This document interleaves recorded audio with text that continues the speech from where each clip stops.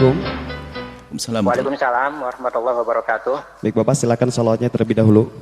Allahumma sholli ala sayyidina Muhammad Allahumma wa sholli ala ali alaihi. sayyidina Allahumma Muhammad. sholli alaihi. Dengan Bapak siapa, dari mana Pak? Dengan nama Allah di Karawang. Baik Bapak, silakan. Buya. Ya, silakan bisa bertanya langsung kepada Ya. Buya. Assalamualaikum Buya, izin bertanya Buya. Buya, saya mau tanya. Saya pernah dengar dari Ustadz yang di sini ya, di Karawang gitu, saya ngaji. Katanya begini Buya, apakah benar saya misalkan ketika orang itu membaca Al-Quran atau belajar Al-Quran, tetapi tidak dari guru yang bersanad yang langsung kepada Rasulullah, apakah nanti di akhiratnya itu Al-Quran tidak bisa memberi syafaat kepada yang membacanya, yang belajarnya, karena dikarenakan tidak bersanad langsung, gurunya itu tidak bersanad langsung kepada Rasulullah. Apakah benar seperti itu Buya? Mohon penjelasannya. Terima kasih Buya atas penjelasannya. Waalaikumsalam warahmatullahi wabarakatuh. Assalamualaikum, Masya Allah. Jawabannya adalah tidak benar seperti itu. Maksudnya adalah dengan sanad itu agar benar bacaan kita. Kalau seandainya ada orang nggak sempat punya guru, hidup di sebuah tempat, kemudian dia hanya belajar melalui elektronik, niru-niru makhrajnya dan sebagainya.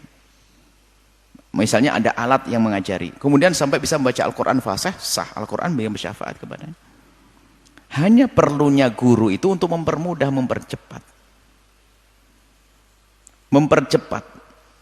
Dan insya Allah semua ini ada sanadnya, biarpun jelas atau tidak jelas itu, biarpun kecil atau gede. Misalnya kita berguru dari seseorang pasti belajar dari orang sebelumnya, karena nggak ada orang lahir tiba-tiba bisa baca Al-Quran kok, pasti ada yang mengajarinya. Siapa yang mengajarinya? Dan alhamdulillah tidak ada orang kafir yang nyusup ngajari. Bahkan kalau seandainya, mungkin saya langsung potong saja, seandainya ada orang kafir bacaan Qurannya bagus, lalu mengajari orang muslim baca Al-Quran, lalu orang muslim membaca dengan benar, dapat pahala dan menjadi syafaat kok. Misalnya di sebuah kampung nggak ada yang bisa ngajari Al-Quran, kecuali ada orang kafir, memang dia orang kafir, tidak beriman, cuma dia mempelajari bermacam-macam bahasa, tidak punya iman, bahasa Jepang bisa, bahasa Cina bisa, bahasa Arab bisa, baca Al-Quran benar dia. Loh, kenapa kamu baca Al-Quran? Saya senang lagunya.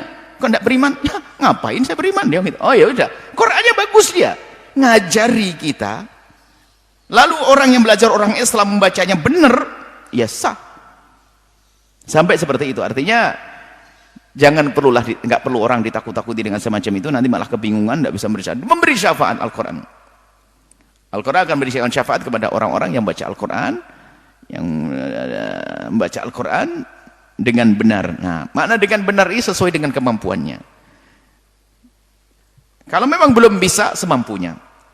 Wajibnya dia belajar. Kalau ada kekurangan, matnya kurang, dhamnya kurang dan sebagainya, karena dia belajar ya dimaafkan. Jangan sampai nanti juga dengan benar ini lalu mengatakan, wah banyak salahnya, saya tidak berani baca Al-Quran. Kenapa? Dimarahi sama Ustadz.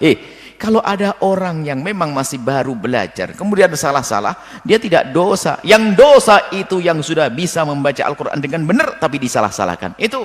Tapi kalau orang baru belajar Al-Quran, kemudian masih ada salah, ya wajar. Siapa yang belajar langsung benar?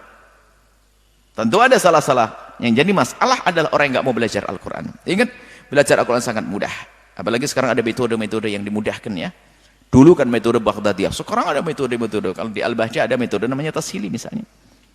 Nanti ada Iqra, ada Ummi, ada macam-macam, ada Yambu'a, ada macam-macam, itu ada metode-metode untuk bermudah baca Al-Quran. Belajar Al-Quran. Dan insya Allah itu ada sanadnya. Seandainya ada yang tidak pakai sanad, kemudian benar bacaannya, itu sudah sampai maksud. Dan akan memberikan syafaat nanti kepada yang bacanya Al-Quran itu. Wallahu a'lam bishawab.